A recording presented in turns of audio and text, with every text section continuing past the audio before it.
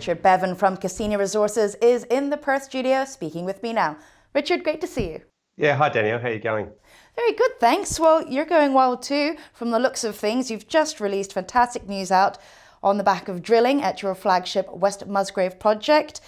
Tell us about the results hit at the Yappsu prospect. Yeah, it's very exciting actually. The Yappsu prospect is one of the opportunities, sort of the exploration opportunities within the project.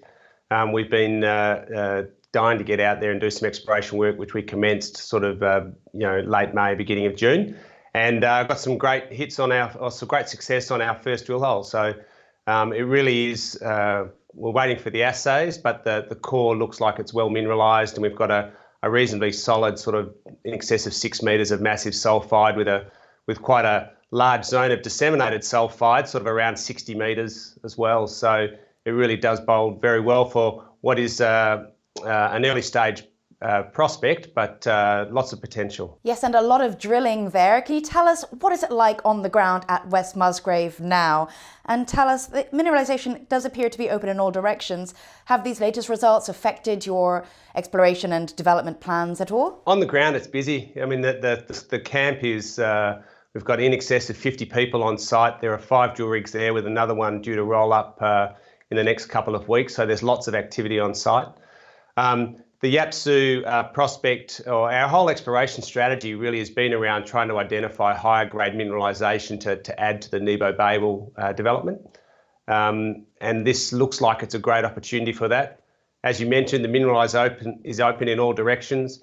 It's probably a little early to say what that's going to mean in terms of development, but I think the goal of trying to find some high grade to insert into the mine plan for Nebo-Babel sort of, from about year 8 onwards, Yappsu is looking like it could fulfil that criteria and really add some value to the whole West Musgrave project. And speaking of Nebo-Babel, you are in pre-feas study phase now with your JV partner Oz Minerals. What can you tell us or remind us about this? Well, it's going well. So the pre-feas activity is well underway. So apart from just the exploration work, there's a very strong development program. We've got about a 40,000 metre resource drill out at Nebo and Babel. We've got a big MET program, so we've just collected sort of in excess of 10 tonnes of material for our next level of optimisation work with our metallurgy. We've got water drilling going on. We've got a lot of enviro and other things. We've had a wind mast go up to add to our sort of energy mix. So there's lots of activity going on, and we are really, and Oz Minerals are as well, pushing as hard as we can to get the pre-feas done as quickly as we can. Well, Richard, glad to hear things are going so well for Cassini at your flagship, West Musgrave in WA. But of course, you do have other projects in your portfolio.